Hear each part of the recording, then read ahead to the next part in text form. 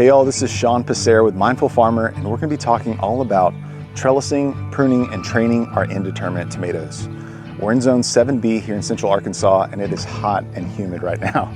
But we're gonna get into bed prep, harvesting, all the details on how to have really successful, homegrown, indeterminate, heirloom, organic tomatoes. Let's get into it.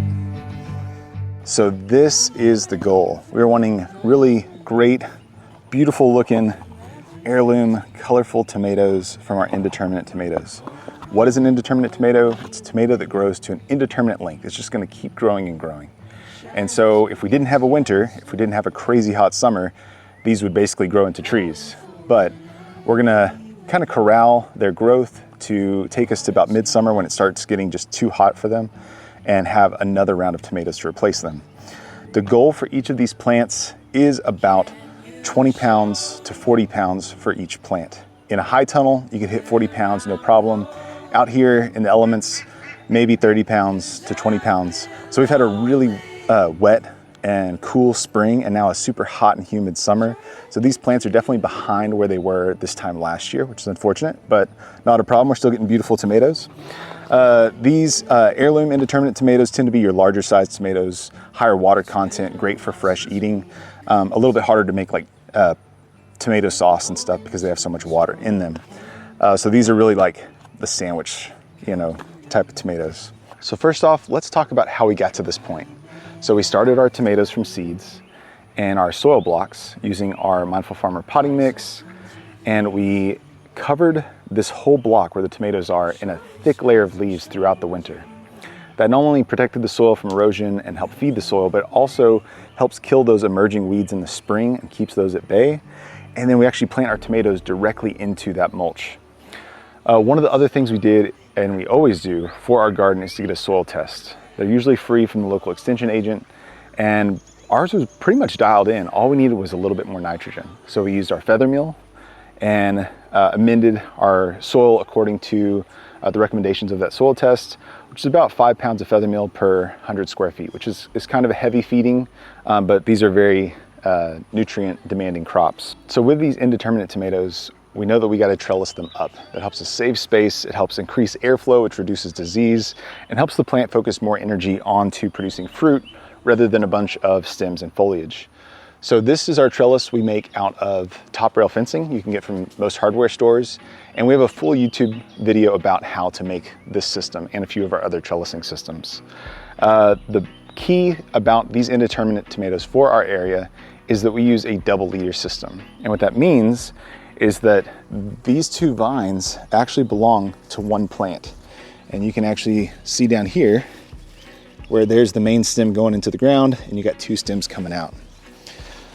So to do that, we do a decapitation method when they're small. We wind up cutting the top of that plant and letting it fork right above the cotyledons into two main vines, two main stems.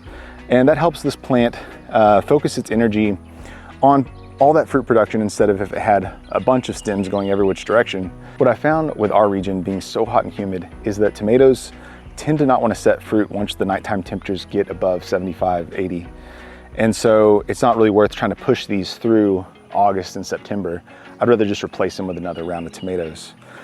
So what I have found is that for our region is with the two vine system, by the middle of August, they'll reach all the way to the top, which is about 8, 9, 10 feet tall. And that tends to be around the time they're kind of giving up anyways. So we'll have these two long stems from one plant with clusters of fruit all the way up each stem. And the goal in ideal conditions is about 20 pounds for each stem. So about 40 pounds per plant. And for our backyard garden, I'd aim for at least 10 pounds, 15 pounds per stem. So we're gonna talk about pruning. Pruning is the act of helping a plant grow strategically. So plants have hormones in their growing tips called auxin, which helps direct them to grow tall and fast. And what we want this plant to do is, yes, grow tall and fast. We also want to limit these side shoots. And when we take out those side shoots, we help to put that plant's energy into what is remaining, which for us would be the fruit clusters. So that helps us to direct that energy as opposed to side shoots into the clusters themselves. So we are gonna first prune any suckers. And the sucker, this is a good example right here, is where you see this growing tip happening right in this elbow of a leaf. And that's where tomatoes have their growing points. I want this plant to keep going upwards, and I want it to keep putting energy into the remaining fruit. So I'm gonna take out the sucker. So some other places we want to prune is not just the suckers, but also help direct that energy to more beneficial areas. So we're gonna prune out these lower leaves. Any leaves below the ripening fruit is really helpful to increase airflow, and those leaves are less efficient, and so it'll help direct the plant to keep growing upwards, produce new leaves, which will photosynthesize a lot more efficiently. Another area I'm gonna prune is fruit that is developing kind of on the end of a cluster. That'll help direct more energy into this remaining cluster, and these will be a lot bigger. The other area I'm gonna prune is anything that looks kind of diseased or bad. Like I said, we had a super, super wet spring, and so we are gonna have some high humidity type fungal issues. So any leaves that are looking diseased or damaged, I'm gonna prune those out and get them out of the garden. So next we're gonna talk about trellising and how we actually provide the support for these plants using these strings made out of natural fiber. So we're basically getting this tomato to climb this string supported by the metal frame. And this is made out of sessile, and you can get hemp. There's lots of different natural fibers that you could use. And the reason why I prefer the natural fiber is at the end of the season, I'll come through here at the base of those plants and cut that with my loppers right at the base, leaving the roots in the ground to help feed the soil.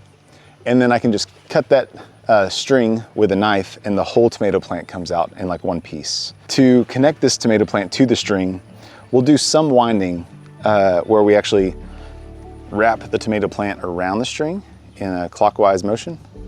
But I'll also use these compostable clips. So these will help support the weight of the tomato plant so it doesn't slide down the string. So I'm gonna take out this sucker here, make sure there's no more suckers. There's a developing one right there. And then I'm going to put the clip right here on the string and then wrap it around. And the weight of this tomato will be supported by the clip as it can't slide up and down the string, and that leaf will help hold up the weight of that tomato plant as the fruit below it develop and add more weight.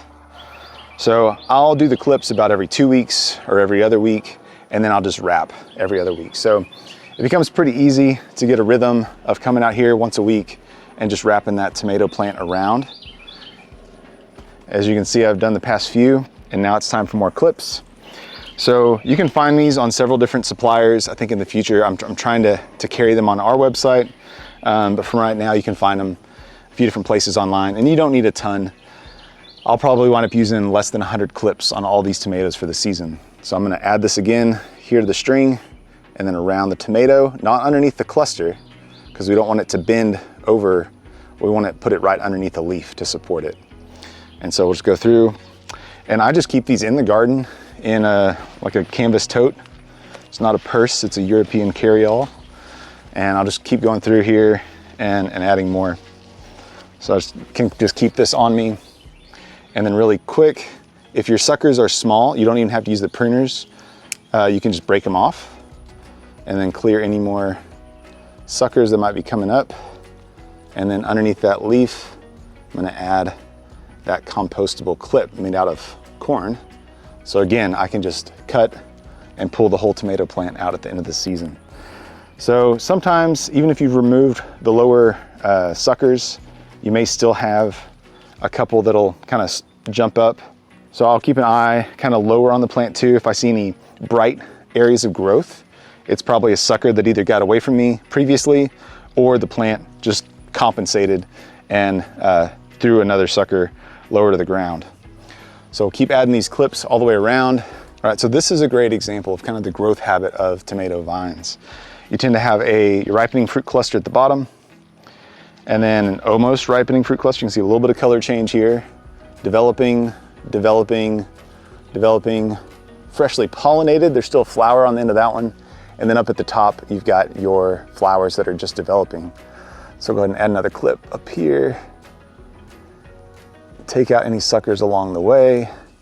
But I think that's a really good kind of like example of how these tomatoes grow. So it's typically leaf, leaf, leaf, flower cluster, leaf, leaf, leaf, cluster, leaf, leaf, cluster, usually 2 or 3 leaves between each fruit cluster.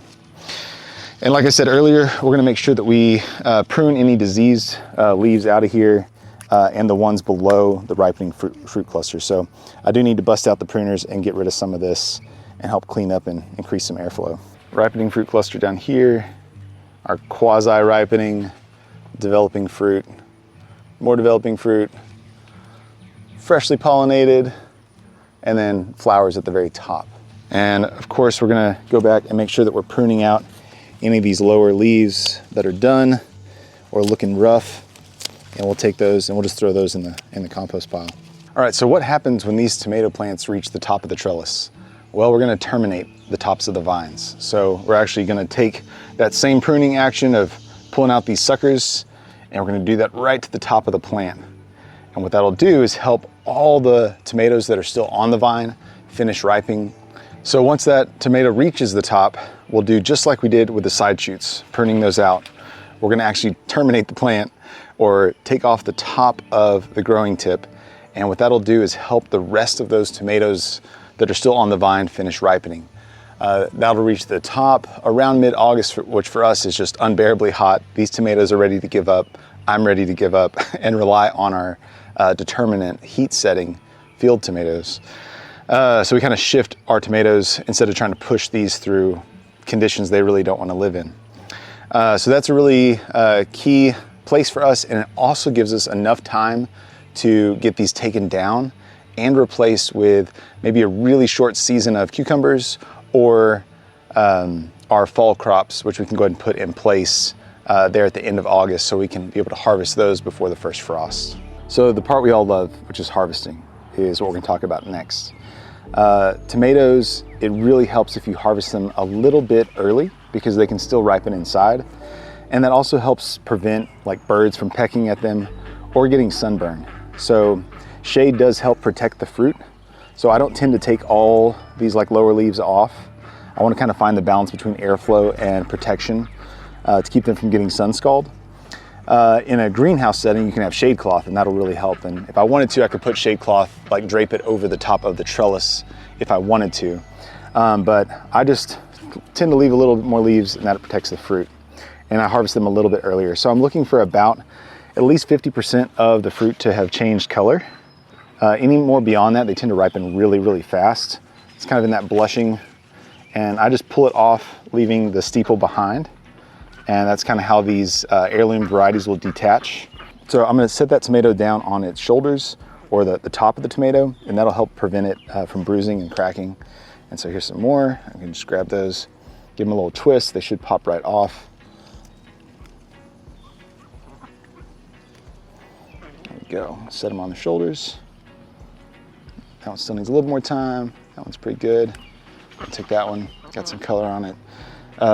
Harvesting them at more of that blushing stage will help prevent them from ripening too fast. If you wait till they're fully ripe and then pick them, they're only gonna last like 2 or 3 days. So this will give us at least a week to be able to get to them. So a brief recap, we are growing our indeterminate heirloom tomatoes in our double vine system. We have a video coming up really soon about how we actually get those tomatoes started.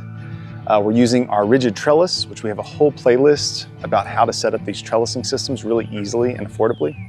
And the main goal of this type of intensive growing of tomatoes is to get the plant to put more energy into the fruits versus all the leaves and foliage and stems. And so this intensive pruning is going to have huge impacts on your yields. I think it's really going to improve the amount you're getting per plant, hopefully pushing upwards of 20 to 40 pounds per plant. And if you want to hear more about our organic gardening techniques and what we're doing in the garden, what I've done on the farm, be sure to follow along as I just share more with you guys.